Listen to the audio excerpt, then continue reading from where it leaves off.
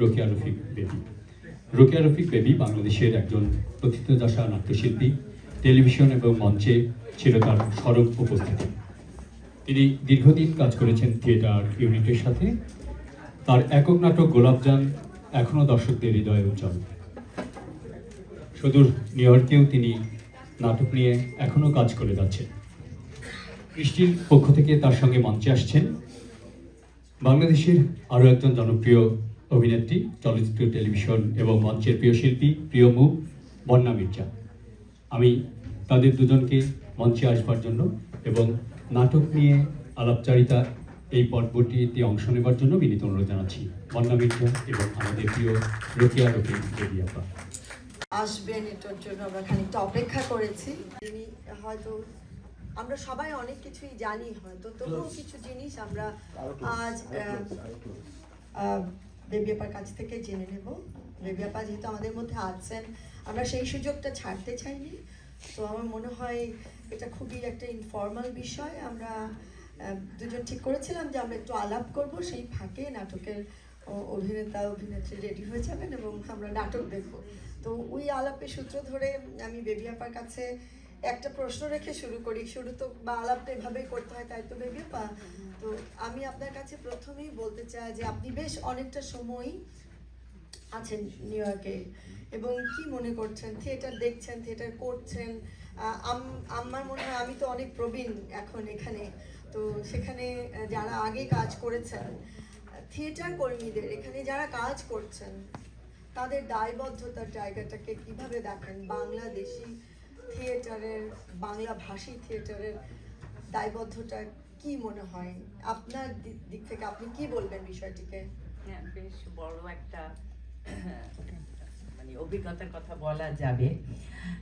প্রথমত আমার কাছে আমি উপস্থিত সবাইকে অভিনন্দন জানাচ্ছি যে এরকম একটা আলোচনার সময় আপনারা বসে আছেন, সেটা দেখে অর্থাৎ আগ্রহটা আছে যারা এখানে উপস্থিত নাটকের প্রতি, সেই জন্যই কিন্তু আমাদের জন্য ওনারা সিট ছেড়ে উঠে যাচ্ছেন না। তোমাকে বলেছো তুমি প্রবীণ, বন্যা প্রবীণ। আমি নবীন বলেছি। ও, আমি শুনেছি প্রবীণ, তাহলে বোঝাই যাচ্ছে প্রবীণ বলছে। প্রবীণ বলেছে না? ঠিক আছে, আমার ভুল হয়েছে। আমি এখানে নবীন, এখানে নবীন, কিন্তু মানুষটা প্রবীণ। না, যারা আমরা নাটক করি তারা চিরতরুণ। তারুণ্য ছাড়া আসলে নাটক সম্ভবই না। সে আমার হাত চলুক, পা চলুক, মাথা চলুক, কিন্তু তরুণ হতে হবে আমাকে, সোজা হিসাব। তো আমাদের কালে কালে প্রায় 50-এর মতো হয়ে গেল। 50 হয়নি, 46 বছর হয়েছে নাটক করছি 46 বছর। তাহলে মানুষটা কত প্রবীণ। এখানে আমার অনেকগুলো ধরনের অভিজ্ঞতা আছে। এক নাম্বার হচ্ছে আমি নির্দেশনা দিয়েছি, আবার নিউ ইয়র্কের দর্শকদেরকে আমি পেয়েছি। আমার ওই গোলাপজান নাটকটা নিয়ে এসেছিলাম নিউ ইয়র্কে। আমার সামনে আছে আমার দলেরই বিপ্লব, আমরা দুজনই সেই সময় এখানে এসেছিলাম, ও লাইটে ছিল। আমরা সান্ডিয়াগোতে একটা শো করেছিলাম, নিউ ইয়র্কে একটা শো করেছিলাম। এখানে কৌশিকদা আছেন, সেই দিন বোধহয় উনিও ছিলেন।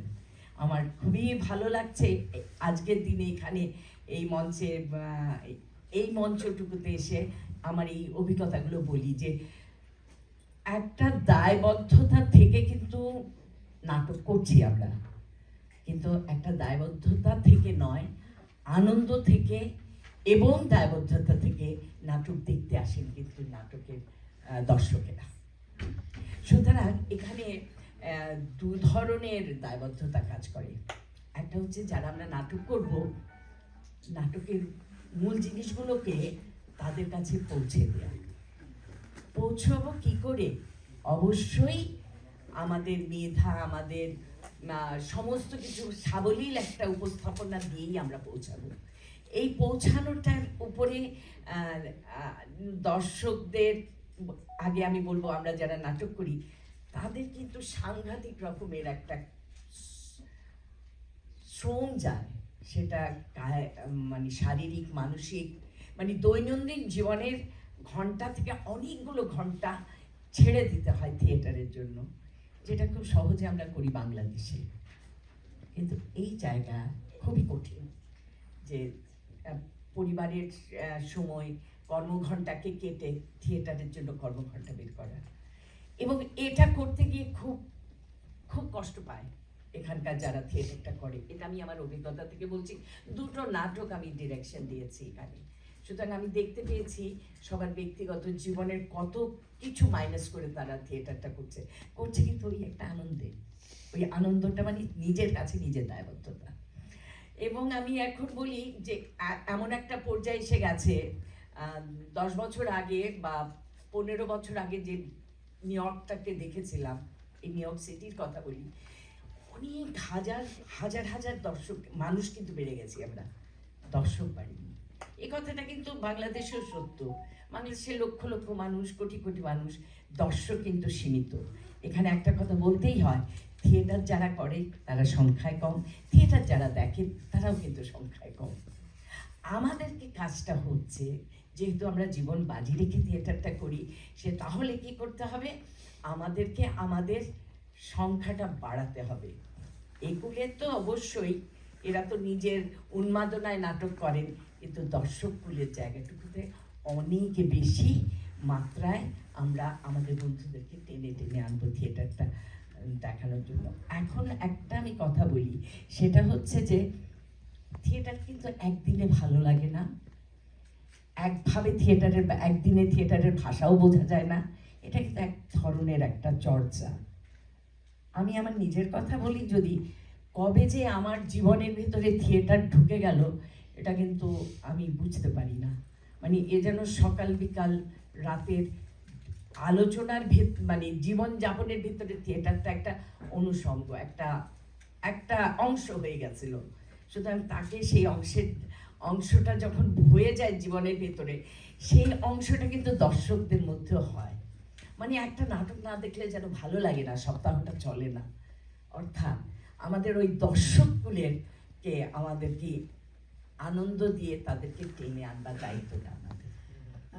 আমি অন্য একটি প্রসঙ্গে যাই, সেটি হলো এখানে বাংলা ভাষাভাষী ভারতীয়রাও আছেন, তারাও থিয়েটার করছেন, তারা নিয়মিত থিয়েটার চর্চা করছেন।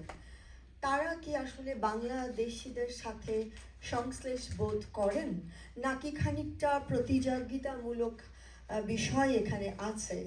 যদি সংশ্লেষ বোধ করে থাকেন তাহলে কিভাবে করেন, আর যদি আদৌ প্রতিযোগিতা ভেবে থাকেন তাহলে সেটাই বা কেমন, বা এই জায়গাটিকে আপনি কিভাবে দেখবেন? কারণ দুটো দেশেই বাংলা ভাষাভাষী থিয়েটার চর্চা এখানে চলে। আমরা শব্দটা আমি ডায়াসপোরা বললাম না, কারণ তার সাথে হয়তো অনেক আপনার ক্ষত বেদনা অথবা নানান ধরনের স্মৃতি সম্পর্ক রয়েছে। তাই আমি যদি বলি এইভাবে যে অভিবাসী থিয়েটার, তাহলে বোধহয় আমাদের বুঝতে আরেকটু সুবিধা হবে। সেই অর্থে যদি বলি, তাহলে সেই জায়গাটিকে কেমন মনে হচ্ছে একজন সিনিয়র থিয়েটার কর্মী হিসেবে? আপনি কিভাবে দেখছেন জায়গাটিকে? থিয়েটারকে তো সবসময়ই প্রতিযোগিতামূলক।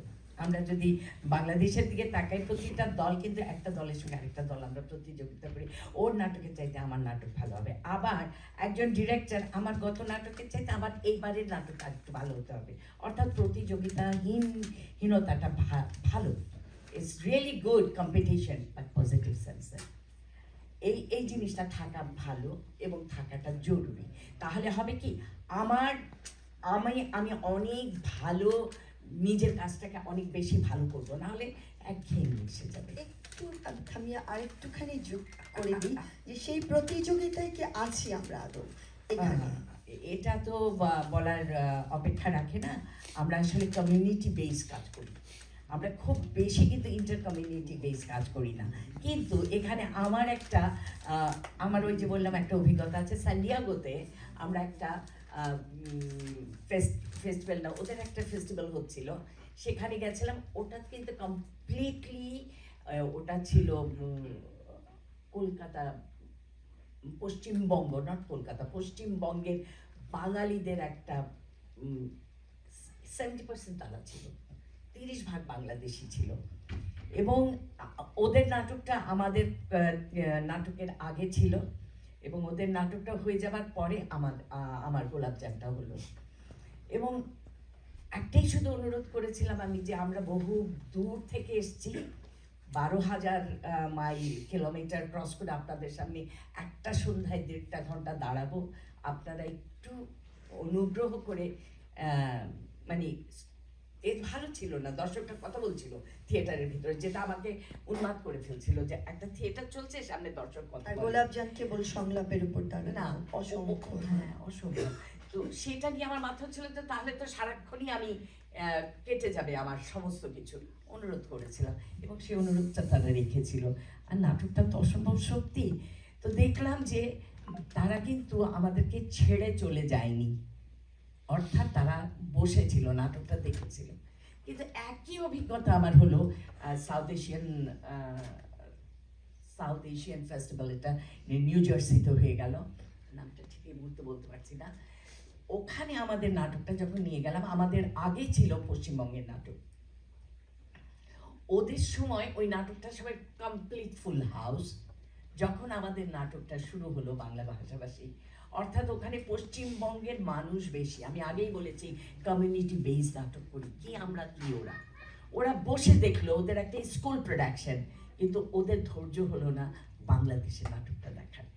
জাস্ট 50% ছিল আমাদের সেদিন দর্শক, বা 50% এর একটু বেশি।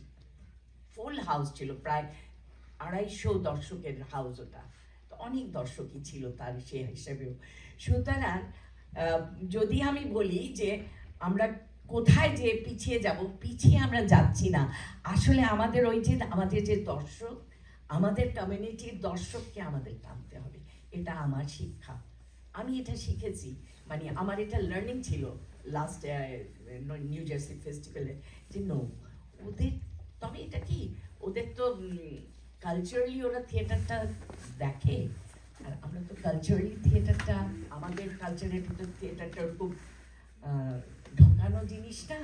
এটা তো আমরা যারা উন্মাদের মতো থিয়েটারটা করেছি, যারা ভালোবেসে থিয়েটারটা করছি, তারাই, বললাম না ওই আগেই, আমরা খুব অল্প সংখ্যক মানুষ থিয়েটার করি, আর আমাদেরকে ভালোবেসে আমাদের যৎকিঞ্চিত একটু বেশি সংখ্যক মানুষ আমাদের থিয়েটারটা দেখতে আসে। আপনার কথার সাথেই যদি আমি একটি প্রশ্ন রাখি, যে বাংলাদেশে 53 বছর তার আগে হয়েছে, বাট আমরা ধরে নিতে পারি স্বাধীনতার পরবর্তী সময়ে 53 বছরে আমাদের বাংলাদেশের থিয়েটার, এবং এখানেও কিন্তু আসলে খুব কম সময় নয়, 30 বছর, তার কম বেশি হবে। তো তাহলে আমরা কেন এই জায়গায় দাঁড়াতে পারলাম না, যে আপনি যেটি বলছেন, আপনার কথা সূত্র ধরে আমি বলছি, যে দর্শক আসছে এবং দর্শক থিয়েটার দেখছেন, বা তাদের জন্য আমরা তেমন থিয়েটার তৈরি করতে পারছি। আমি প্রথমেই বলেছি, আমি ভুল বলেছি বলতে গিয়ে, যে আমি এখানে আসলে প্রবীণ, আমি বলতে চেয়েছি নবীন। তো সেই যাত্রাগুলোতে আমরা সামিল হব কিভাবে, অথবা সেই জায়গাগুলোতে আমরা সামনে এগোতে পারি কিভাবে, দুটো দিকে যদি আপনি একটু আমাদেরকে বলেন। একটা সত্যি কথা কি, থিয়েটারটা কিন্তু হয় নিজ ভূমিতে। থিয়েটারের ভাষা, ল্যাঙ্গুয়েজ, তার প্রতিটা মুহূর্তের ভেতর যে প্রতিটা দিনের একটা ক্যারিশম্যাটিক একটা বিষয়ের ভেতর দিয়ে থিয়েটারটা দাঁড়ায়। বাংলাদেশে 80-র দশকে, 80 থেকে 90, যখন আমরা স্বৈর শাসকের এতে ছিলাম, অচলায়তনের ভেতরে ছিলাম, তখন থিয়েটারটা কিন্তু রমরমা ছিল, মানুষ শুধু থিয়েটারটা দেখতে আসতো। এবং আমার সবচেয়ে সৌভাগ্যবান যে ওই সময়ের মানুষ, আমি 80-র দশক থেকে নাটক করছি, মানে আমাদের শো হাউসফুল হয়ে যেত 3 দিন, 7 দিন, 15 দিন আগে।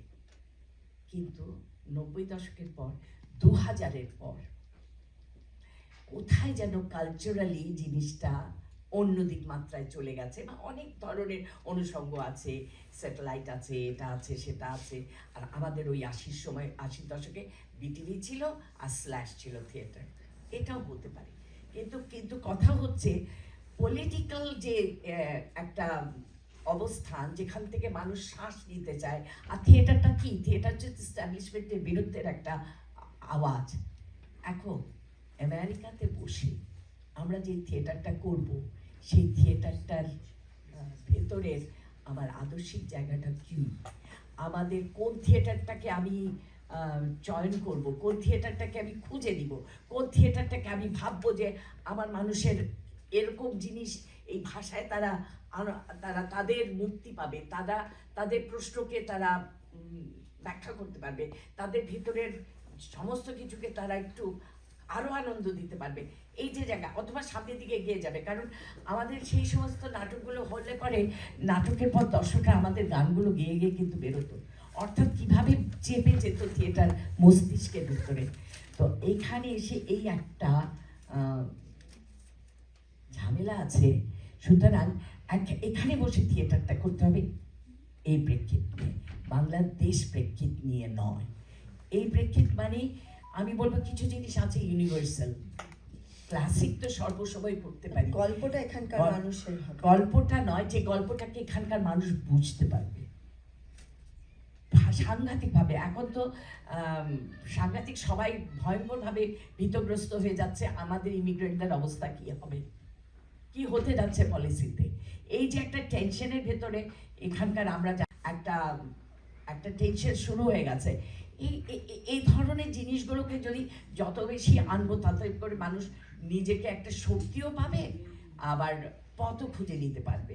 সুতরাং আসল কথা হচ্ছে আমেরিকাতে যদি আমি 30 বছর ধরে কেন হলো না উত্তর খুঁজি, অনেক কারণের ভেতরও এটাও একটি, এই ভূমিটা আমার নয়, এই ভূমিটা বাংলার নয়, এই ভূমিটা পরবাসী। যেহেতু আলাপ করছি সেহেতু আমি এতটুকু বলি যে হলো না তেমন জায়গায় আমরা পৌঁছতে চাই না, কারণ আমরা কিন্তু দেখছি যে আমাদের আগে কেউ পথটা তৈরি করেছেন এবং আমরা চেষ্টা করব সেই পথে হাঁটার বা সেই জায়গা থেকে খুঁজে নেবার। আর থিয়েটার না দেখবার কারণ হিসেবে যদি আপনি যা বলছিলেন সেটা মেনে নেই, তাহলে আমাদের বিরাজনৈতিক আচরণ সম্ভবত থিয়েটার না দেখবার মানে ক্রমাগতভাবে আমাদের বিরাজনৈতিক আচরণ থিয়েটার না দেখতে আমাদেরকে হয়তো খানিকটা পিছনের দিকে নিয়ে যায়। আমি আরেকটা প্রশ্ন করতে চাই, আমাদের খুব সময় কম, আমরা এই প্রশ্নটি শেষ প্রশ্ন আপনার কাছে, আপনারা কিছু প্রশ্ন করুন, এটা শেষ করি আমরা, তারপর যদি কারো প্রশ্ন থাকেন তাহলে করবেন। তো ভাবে বিষয়টিকে দেখি, আপনি নিজে দর্শক হিসেবে যদি বলেন। আর আরেকটি বিষয়, সেটা কি শুধু ভাষার সীমানা, সেই জায়গা থেকে আমরা আটকে থাকি কানেক্ট করবার ক্ষেত্রে, নাকি অন্যান্য রাজনৈতিক অথবা আর্থসামাজিক প্রেক্ষাপটও কাজ করে সেখানে? এই কথাগুলো একটু কিন্তু ঘুরিয়ে টুরিয়ে আমাদের উত্তর হয়ে গেছে। থিয়েটারের কিন্তু ভাষা কোনো ফ্যাক্টর না। না, আমি বলছি যে আমরা যদি কোনো কারণে মেইন স্ট্রিমের থিয়েটার আসলে দেখি কিনা বা সেই থিয়েটারগুলোকে আমরা কানেক্ট করি কিনা, সেইটা উত্তর আসলে আমাদের এখনো হয়নি। আপনি যদি আপনার জায়গা থেকে বলেন। না, আমরা যারা এখানে ইমিগ্রেন্ট হয়ে এসছি, এখন যত বাংলা পত্রিকা আছে, 30 বছর আগে এতগুলো ছিল না, একটা ছিল সম্পত্তি না কৌশিকদা, সেটা হচ্ছে ঠিকানা। না না, ঠিকানা ছিল, বাঙালি ছিল, প্রবাসী ছিল, কিন্তু এখন অনেক অনেক অনেক, কিন্তু তারও সেই যে আমি বলছি 30 বছর আগে আপনাদের কিন্তু বিশাল একটা ভূমিকা ছিল।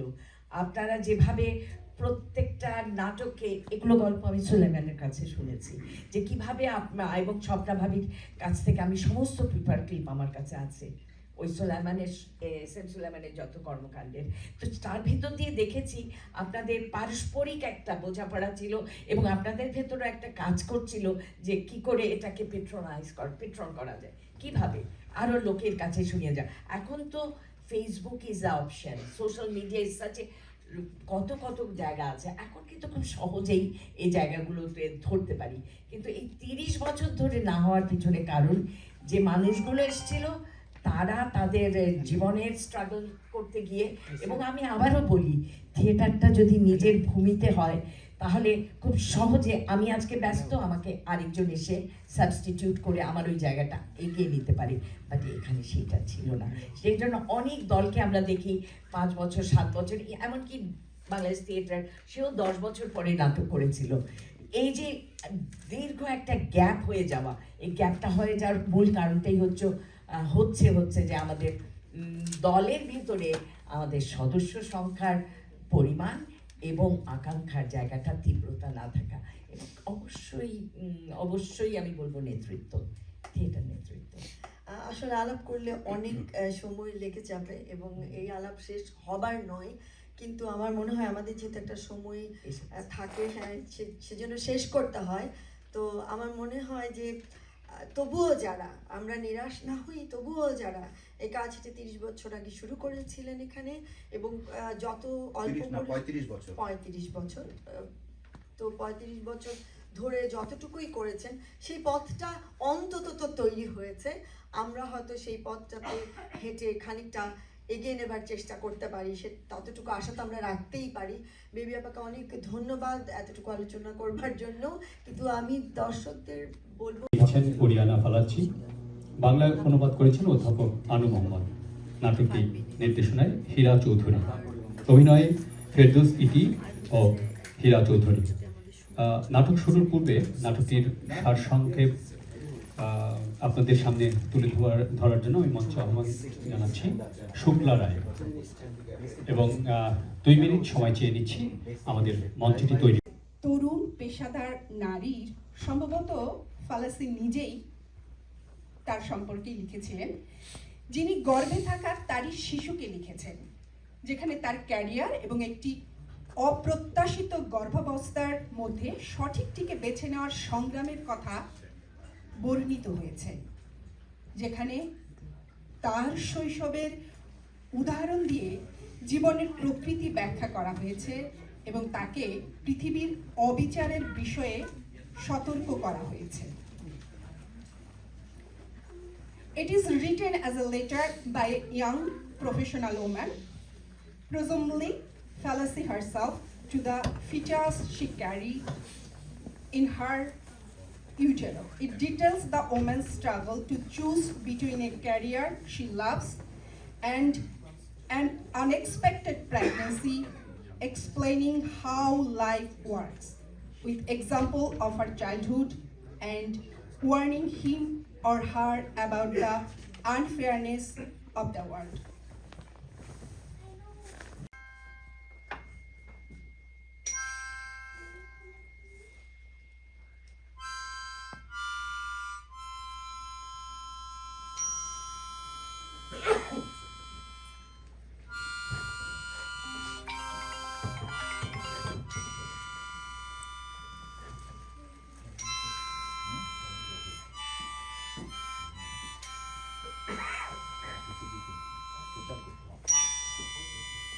গতকাল রাতেই প্রথম টের পেলাম তুমি আছো।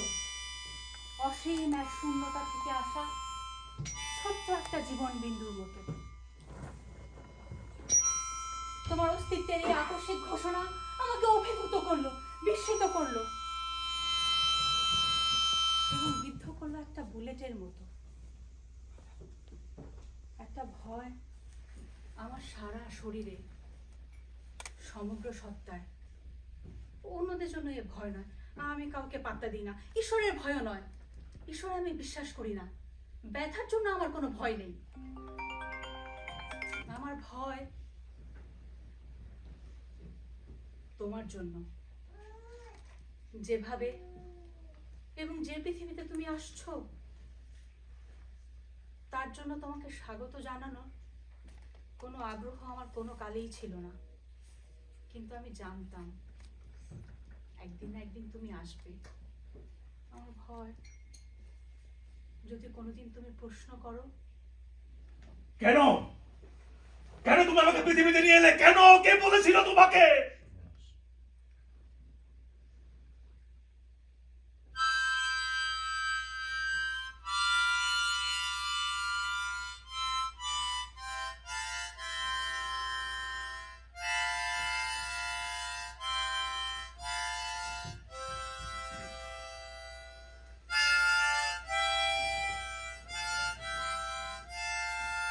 জানো, আমার মা আমাকে চাননি।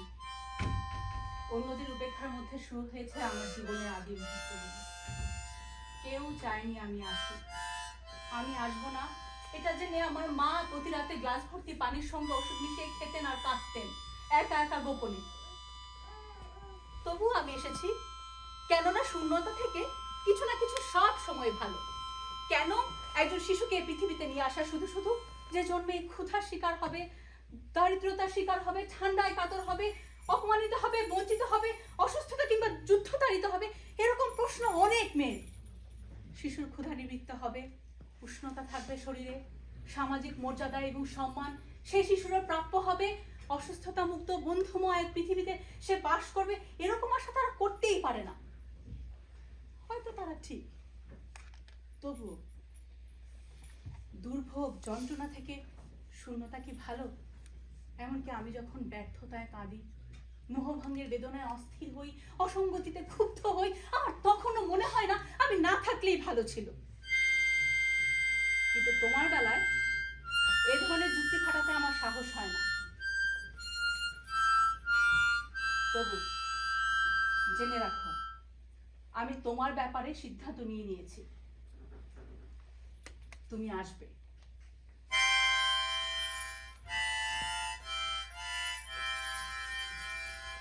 অনেক বিশেষজ্ঞ বলেন শুরুতে মহাবিশ্বে ছিল বিশাল এক শূন্যতা, স্থবির এক নীরবতা, হঠাৎ সেখানে এক বিস্ফোরণ এবং তারপরে তোলপাড় ঘটতে থাকলো একের পর এক ঘটনা। সেখান থেকে উদ্ভূত হলো একটি কোষ, সেটিও আকস্মিকতার সঙ্গে 317 ফুল থেকে লক্ষ লক্ষ কোষের জন্ম দিতে থাকলো। লক্ষ থেকে কোটি, কোটি থেকে অসংখ্য, তা থেকে এলো গাছ, জীবজন্তু এবং সর্বশেষে মানুষ। তোমার কি মনে হয় কেউ প্রথম ওই বিস্ফোরণের পূর্বে এত সব কিছু চিন্তা করেছিল? কেউ কি ভেবেছিল এরপর আছে ক্ষুধা, অনিশ্চয়তা, অসুখের কারণা? আমার তা মনে হয় না। এসবই ঘটেছে যেহেতু ওগুলো ঘটতে পারত। তোমার বেলাও তাই ঘটেছে। যদি লক্ষ প্রজন্মের প্রতিটি মানুষকে তাদের ইচ্ছা অনিচ্ছার কথা জিজ্ঞেস করা হতো, তাহলে তারা প্রত্যেকেই বলতো না, আমি জন্ম নিতে চাই না। তাদের মতামত চাওয়া হয়নি, তারা জন্মেছে, বাধ্যতামূলকভাবে আরো মানুষের জন্ম দিয়ে মৃত্যুবরণ করেছে। তোমার বেলাও তাই ঘটেছে। বুকে সাহস আনা, চারাদেরও মাটি খুঁড়ে বের হতে সাহস লাগে। বাতাসের এক ঝলক কিংবা ইঁদুরের একটু খামচি তাকে শেষ করে দিতে পারে। তবু অনেক সংঘাতের মধ্যে সাহসের সঙ্গে এটি মাথা উঁচু করে দাঁড়িয়ে থাকে এবং ক্রমশ বেড়ে উঠে বিশাল বৃক্ষে পরিণত হয়। যদি কোনোদিন আমাকে প্রশ্ন করো, কেন তুমি আমাকে পৃথিবীতে নিয়ে এলে, কেন, আমি উত্তর দেব, কোটি কোটি বছর ধরে বৃক্ষেরা যা করেছে আমি তাই করেছি। মানুষ বৃক্ষ নয়। সচেতন বলি হয়তো মানুষের জীবন যন্ত্রণা বৃক্ষের চাইতে 1000 গুণ বেশি। সত্যি কথা বলতে কি, আমি দ্বিধাগ্রস্ত। আমি এমন একজন নারী যে একা থাকতে ভালোবাসে। তোমার বাবা আমার সঙ্গে নেই, এতে আমি মোটেও দুঃখিত নই, কিন্তু তার জন্য একরকম প্রতীক্ষা আমার থেকেই যায়।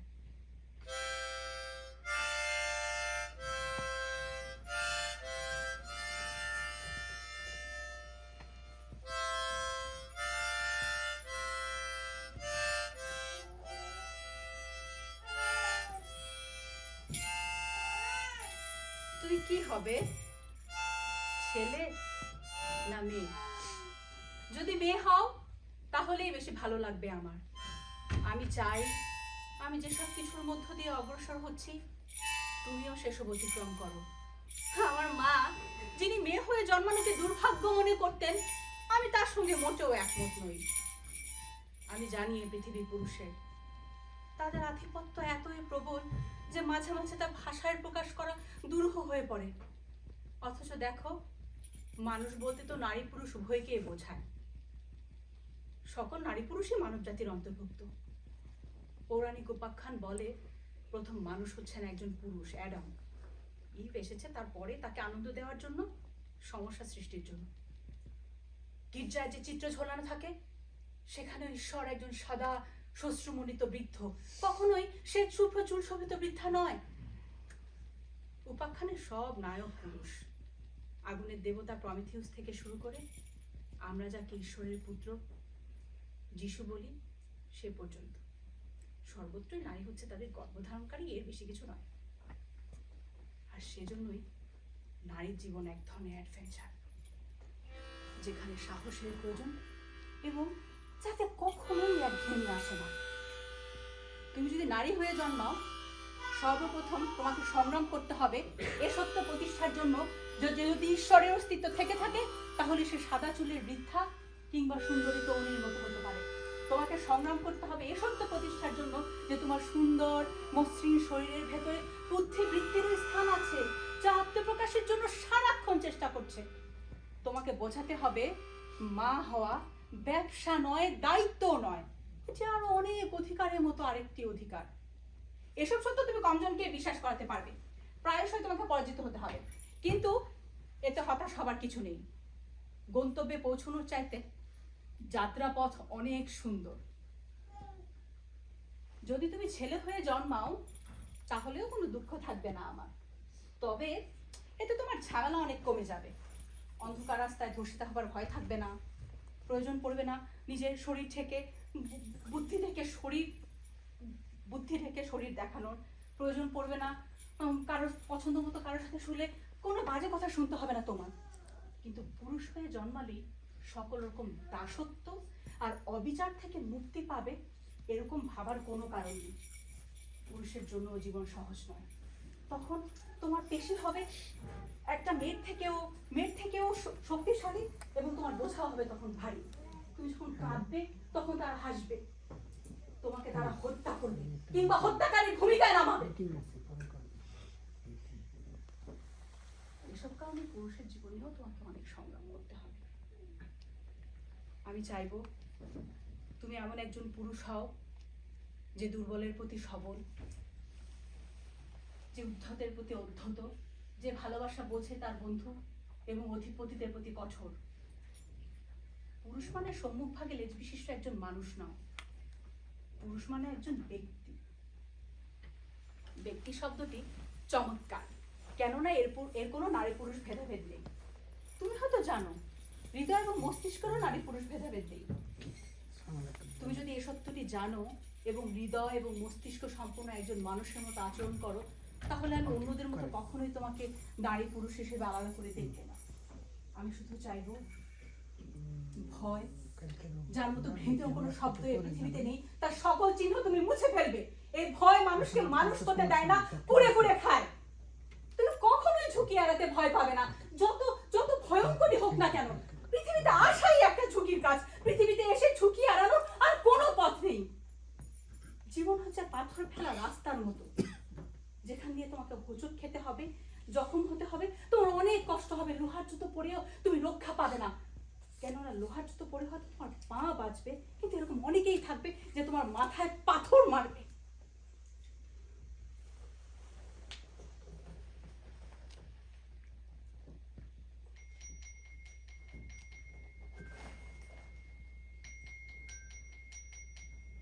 গতকাল রাতে তোমার বাবার সঙ্গে কথা বলেছি, টেলিফোনে কথা হলো, অনেক দূরে ছিল, ঠিকভাবে কথা বোঝাও যাচ্ছিল না। কালই প্রথম জানালাম তোমার কথা। তোমার কথা সেটি কিভাবে নিল বুঝতে পারলাম না। কিছুক্ষণ চুপ থেকে একটা দীর্ঘশ্বাস। এটা কত নেবে? 8 মাস 9 মাসও লাগতে পারে। আমি টাকার কথা বলছি। কিসের টাকা? ওটা ফেলে দিতে কত টাকা লাগবে? ভাবতেও ঘেন্না লাগে যে ওকে আমি একদিন ভালোবাসতাম। ভালোবাসা নিয়ে অন্য একদিন তোমার সঙ্গে আমি কথা বলবো। আমি এখনো জানি না ভালোবাসা কি। মাঝে মাঝে মনে হয় এটা একটা বড় ধরনের তামাশা, যা মানুষকে বিভ্রান্ত করবার জন্য, অশান্ত পৃথিবীকে তাকে শান্ত রাখবার জন্য উদ্ভাবিত হয়েছে। সর্বত্র শুনি ভালোবাসার কথা, প্রেম, সাহিত্য, রাজনীতি, কোথাও বাদ নেই। প্রত্যেকেই সব দুঃখের সর্বরোগহর ওষুধ হিসেবে ভালোবাসাকে দান করিয়ে আসলে মানুষের দেহ এবং আত্মা উভয়ের সঙ্গে প্রতারণা করছে। আমি এই শব্দকে এখন ঘৃণা করি।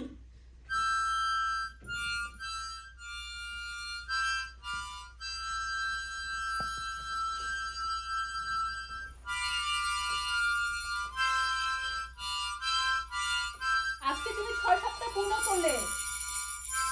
একটা মাছের চাইতে তুমি লম্বা নাও, একটা লাফার চাইতে ছোট,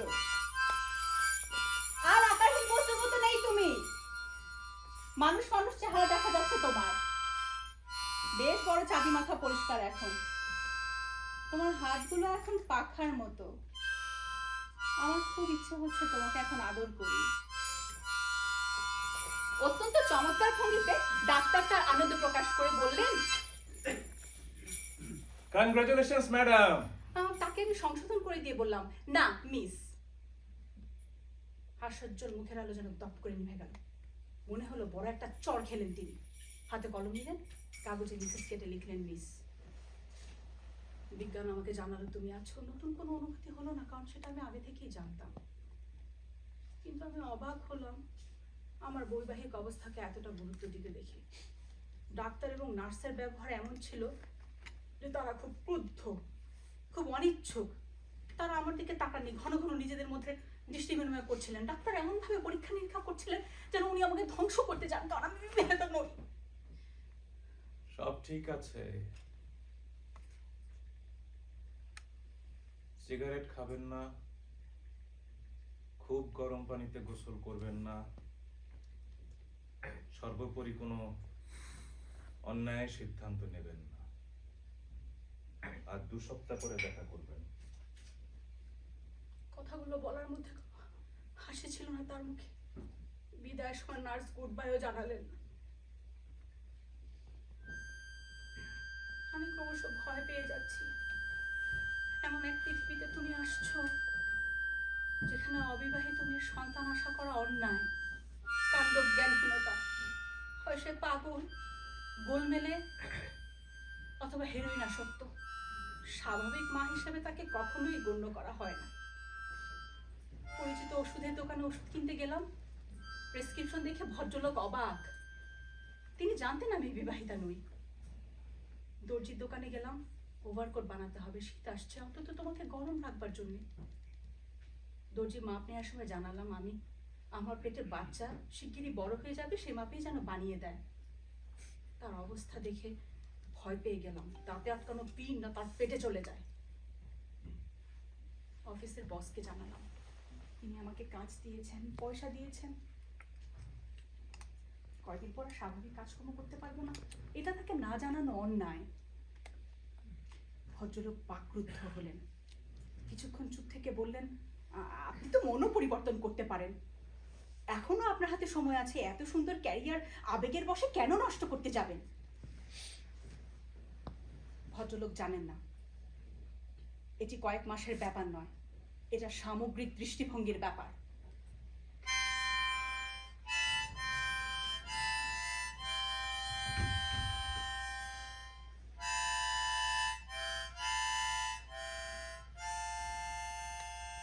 তোমার আমার জুটি এক অদ্ভুত জুটি। তোমার অসুস্থতা মানে আমার অসুস্থতা, আমার মৃত্যু মানে তোমার মৃত্যু। তবুও আমরা পরস্পরের সঙ্গে যোগাযোগ করতে পারি না। তুমি জানো না আমি দেখতে কেমন, বয়স কত, কি ভাষায় কথা বলি, কোথায় থাকি, কি করি। তুমি জানো না আমি খাটো না লম্বা, বৃদ্ধা না তরুণী, শ্বেতাঙ্গ না কৃষ্ণাঙ্গ। দুটি ভিন্ন মানুষ, একই গন্তব্যের দিকে যাচ্ছি, একই দেহের মধ্যে আছি, কিন্তু কত দূরে।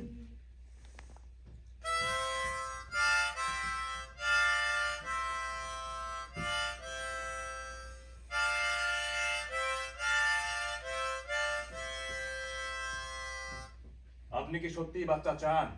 নিশ্চয়ই, তার মানে? কারণ অনেক মহিলা আছেন যারা বলেন যে মুখে বাচ্চা চান, কিন্তু অবচেতন ভাবে তারা এমনটি করতে থাকেন, তাতে বাচ্চার ক্ষতি হতে থাকে। যেভাবে বলেছিলেন সেভাবে ছিলেন? হ্যাঁ। কোন রকম নড়াচড়া করেননি তো? না। মদ, সিগারেট এসব থেকে দূরে ছিলেন? হ্যাঁ। যৌন সম্পর্কে গেছে? না। আপনি কি কোনো কিছু নিয়ে দুশ্চিন্তাগ্রস্ত? তার মানে? কোনো সময় মানসিক দুশ্চিন্তা, দুর্ভাবনা শারীরিক অনিয়মের চাইতেও অনেক ক্ষতিকর। এটা ভুলে যাওয়া চলবে না। জরায়ু পিটুইটারি গ্ল্যান্ডের সঙ্গে সরাসরি সম্পর্কিত, তাই যে কোনো রকম মানসিক চাপ, মানসিক উত্তেজনা ক্ষতিকর প্রতিক্রিয়া সৃষ্টি করে সহজেই। তাই আপনাকে সব রকম আবেগ, দুশ্চিন্তা এবং দুর্ভাবনা থেকে দূরে থাকতে হবে। ডাক্তার, আপনি যদি আমার চোখের রং বদলাতে বলেন সেটা আমার পক্ষে সম্ভব? সেটা আপনার ব্যাপার। কি ভেবেছো তুমি আমাকে? কিছু রাখবার পাত্র বিশেষ? আমি তো শুধু একজন নারী নই, একজন ব্যক্তিও। মাথা খুলে রেখে সব চিন্তা আমি দূর করতে পারি না, আবেগ আমি অস্বীকার করতে পারি না। সন্তান জন্মদানের পাত্র বানানোর কোনো ইচ্ছা আমার নেই। প্রথমে তুমি আমার শারীরিক চলাফেরা বন্ধ করেছো, এখন তুমি আমার হৃদয় কেড়ে নিতে চাইছো।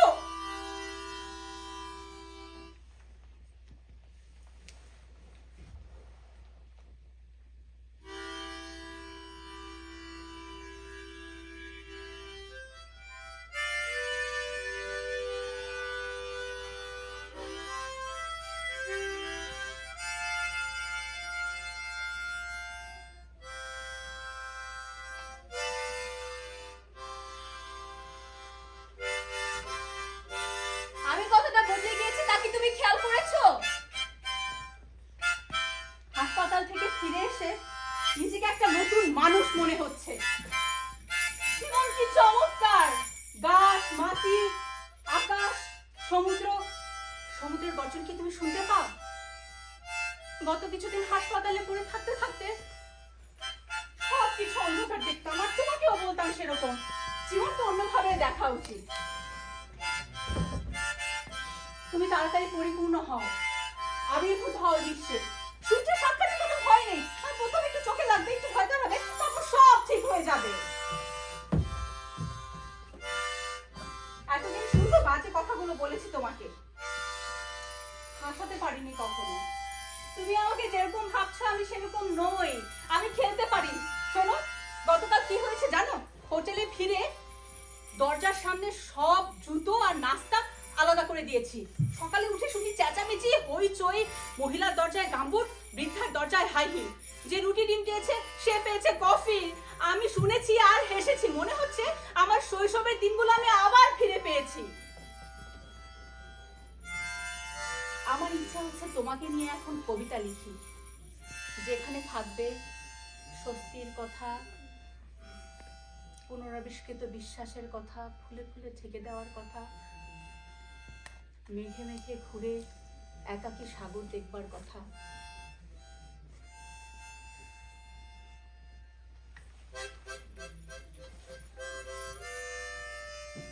রাস্তাটা ঠিক আমার জীবনের মতো, গর্ত আর নুড়ি পাথরে ভর্তি।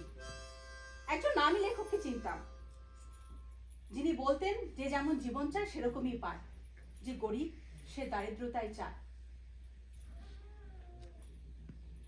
কি গাধা! নামী লোকরাও কিরকম গাধা হতে পারে। তুমি আমার কাছে চাঁদের মতো, সেই চাঁদের ধুলোর মতো যা আমি চেয়েছিলাম এক মহাকাশচারীর কাছে, কিন্তু পাইনি, সে দেয়নি। আমি আর চাঁদের ধুলো হারাতে চাই না, আমি আর বিশ্বাসঘাতকতা স্বীকার হতে চাই না।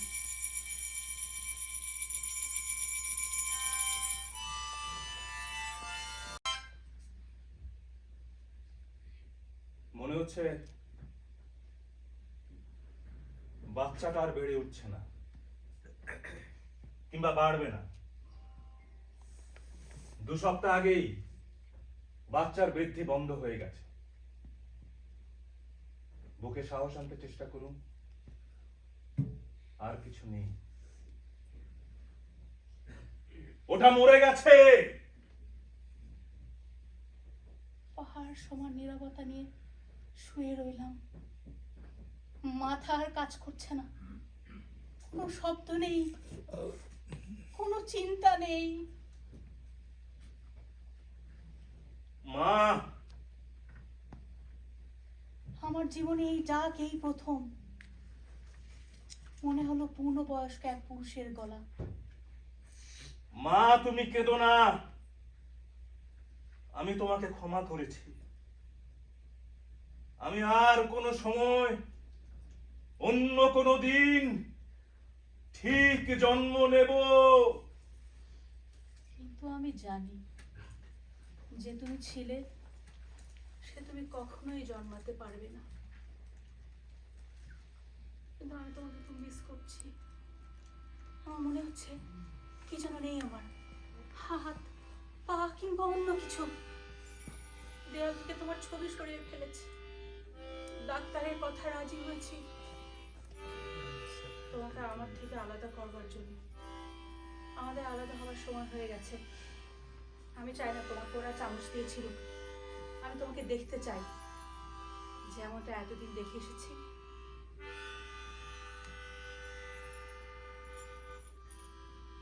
কিন্তু এভাবে তুমি আমাকে প্রতারিত করলে।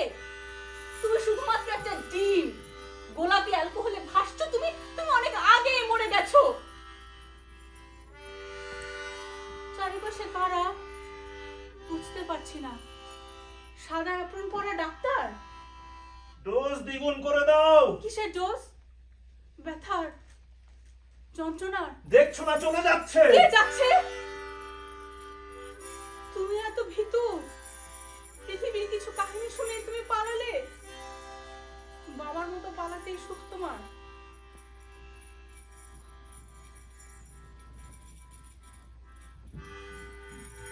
চারিদিকে চারিদিকে এত অন্ধকার কেন? সাদা সিলিং কালো হয়ে যাচ্ছে, চারিদিকে মেঘ। ঘুম না মৃত্যু? সুখ, স্বাধীনতা, ভালোবাসা খুঁজে পেয়েছো তুমি? ওই তো ম্যাগনোলিয়া গাছ। চলো চলো আমরা ফুল তুলি। আমি কখনো পারিনি, তুমি পারবে? কোথায় তুমি? তোমার হাত বাড়িয়ে দাও। জীবন কি সজীব, কি উদ্দাম এক শব্দ।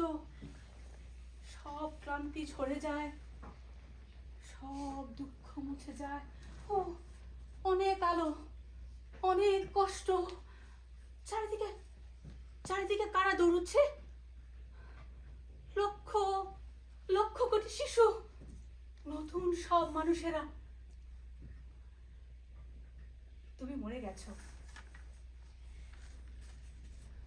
আমিও হয়তো মরে যাচ্ছি।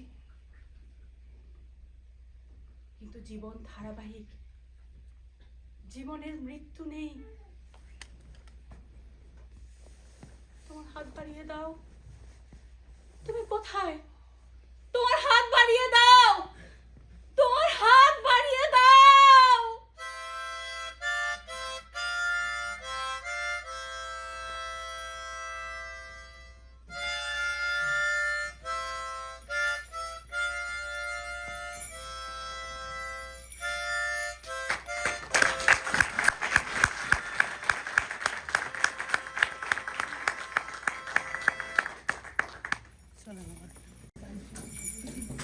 I want to say special thanks to Queen's Public Library, and we are so grateful to Mr. Fred Gittner, Assistant Director, New Americans Program.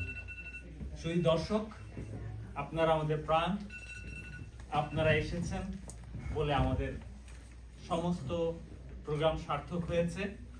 আশা করি পরবর্তী দিনগুলোতেও আপনারা আমাদের সঙ্গে থাকবেন এবং আপনাদের জন্য আমাদের কর্মকাণ্ড ভবিষ্যতেও প্রবাহিত থাকবে। সবাইকে অসংখ্য ধন্যবাদ। আমি কৃষ্টির সবাইকে একটু মঞ্চে আসার জন্য অনুরোধ করছি। আমাদের এখানে আসার জন্য I just want to let you know one thing that, as you know, some of you, Christie had an agreement with Queen's Public Library for 1 year. The credit goes to Mr. Fred Gittner, and this is our second Queen's program. The next one would be on March. I'll let you guys know the dates, and the last one would be on June 2025, and then I don't know what's going to happen. We'll talk about it later on.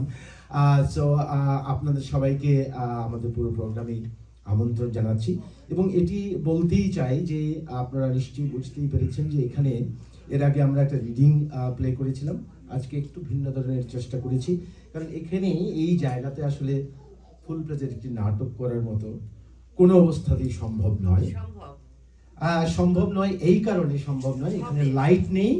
আমাদের light ছাড়া নাটকটা এই যেমন এই কাজগুলি করা সম্ভব। যদি আমরা যে ফুল প্লেজের নাটকটা করি, লাইট বাইরের থেকে নিয়ে আসতে হবে এই লাইটে যে কাজগুলি করা যায় সেটাই সম্ভব এবং সেভাবে আমরা করছি। Yes. এবং যেহেতু বেবি আপা বললেন, আমি সবার সামনে উদাত্ত আহ্বান জানাবো বেবি আপাকে আমাদের আগামী প্রোগ্রামে যদি সেরকম একটি ডিজাইন দিয়ে আমাদের সাথে কাজ করা যায়। সো আমাদের সকল কাজে আপনারা থাকবেন। পাশাপাশি আমরা আরও কিছু নাটকের রিহার্সালও করছি, অদূর ভবিষ্যতে অবশ্যই আপনাদেরকে জানাবো। এবং সবার শেষে আপনাদেরকে অসংখ্য অসংখ্য ধন্যবাদ। আপনারা ছাড়া আমাদের পারফরমেন্স কিছুই না। শুভরাত্রি, ভালো থাকবেন সবাই।